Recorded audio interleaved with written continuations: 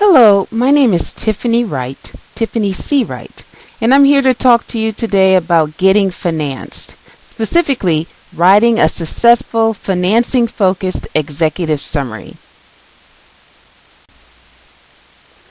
As in previous presentations, again, I know I'm kind of beating a dead horse, but it's very, very important that you understand that you need to view your business as a marketable asset, a source of long-term wealth, a creator of jobs, and a source of investment income for yourself and investors. I can't stress this enough.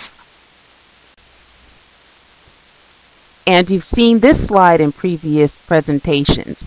What investors want. Obviously, if you're writing a financing proposal or an executive summary or business plan targeted at procuring investment from outside investors, banks, private equity firms, venture capital firms, angels, you need to understand what it is they want because you have to speak to your audience.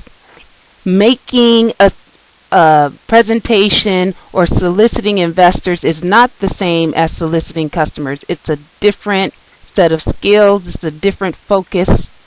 And so you need to understand where they're coming from. They want a strong return on investment, a clear payoff date, and an exit strategy, which is typically 3 to 7 years. They want a strong management team, a strong management team, a strong management team. That is crucial. I cannot emphasize that enough. They need a base valuation of the company. If you don't have any idea what your company is worth, how can they possibly? And a plan to accomplish goals. Before you get started writing anything, you need to ask yourselves these questions first because you need to avoid limiting your options. First, how much money do I need? Or how much money do you need? What is the money for? Do you need money for working capital? Do you want to expand sales and marketing efforts? Do you need funds for software development or to expand the company across all areas? The third question is, what are your near-term, mid-range, and long-term goals for the company? Do you intend to sell the company soon? Do you intend to grow through partnerships? It's key to ask these questions in order to help you to decide the source and amount. Better questions equal better decisions.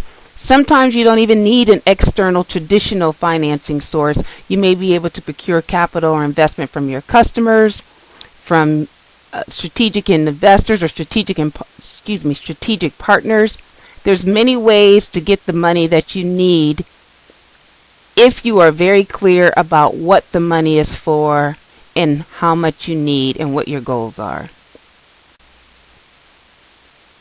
Now, there is a difference in terms of packaging, whether you're pursuing equity or debt. There is a difference, and obviously there's a difference if you're pursuing angel investment versus private equity investment. There's a difference in the level of sophistication required. If you're pursuing equity, whatever type of equity it is, you should prepare an investor profile sheet that introduces the company and piques interest. This is actually much better if you're pursuing venture capital or angel investment than if you're pursuing mezzanine financing or private equity. But again, a one-page investor profile sheet which provides an overview of the company, and we provide those services, but you can probably find samples online. At a later point in time, I may or may not provide actual samples, but a one-page investor profile sheet, an executive summary, and this provides more details to further interest in the company. And the executive summary should be 3 to 5 pages of content. You may also have a cover page and then a page that has a blurb about confidentiality, but the actual content should be no more than 3 to 5 pages. Then you need a full business plan. And again, it's in this order. First, if the investor doesn't know you from Adam, you need to present them with an investor profile sheet. You're trying to get them interested in your company, and you don't want to overwhelm them with information. You just want to pique their interest. Then once they've said they're interested, or if they're not interested, they can forward on your investor profile sheet to other investors who they think may be interested. Then whomever gets back to you and says, hey, I'm interested, that's when you send them the executive summary. And it strips out some of the identifying information, but it's still very clear about what it is you wish to convey in order to pique further interest. Now, the full business plan will have all the information about financials, projections, and so on. And because it has your strategy, your goals, everything, because it includes so much detail, I strongly recommend that you only provide the business plan after you have at least a confidentiality signed, and I strongly think a letter of intent or a letter of interest or something like that should be there. And then, of course, after they review the business plan, they may request additional supporting material as part of their due diligence, and that will all be requested after a letter of intent, a purchase agreement, or terms, a commitment letter, something along those lines will be presented before you would provide all the supporting material. Now, if you're pursuing bank financing, this is what you need to access bank financing. You need an abbreviated business plan or an executive summary. And the executive summary, typically at the beginning of a business plan, is only about 2 pages. That's why I'm saying an abbreviated business plan, because the executive summary that you present to the bank will, again, be about 3 to 5 pages, like the one, but different than the kind presented to equity investors. And you need pro forma business financials, about 3 years.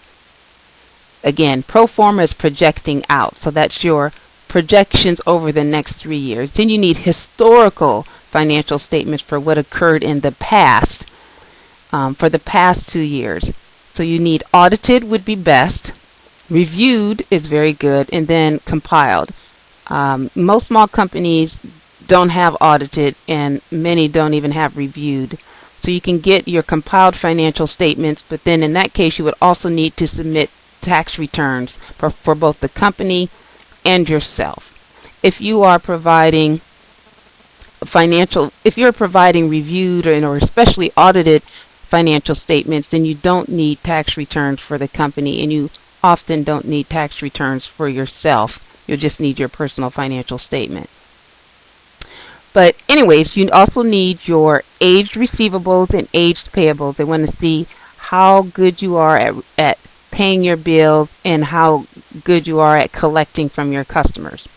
If you have payables that are 90, 120, 150 days, then there will be some concern. The same will be with receivables. If a lot of your receivables are beyond 90 days, then your ability to obtain bank financing is going to be severely hampered. And then you need an explanation of any negative business items.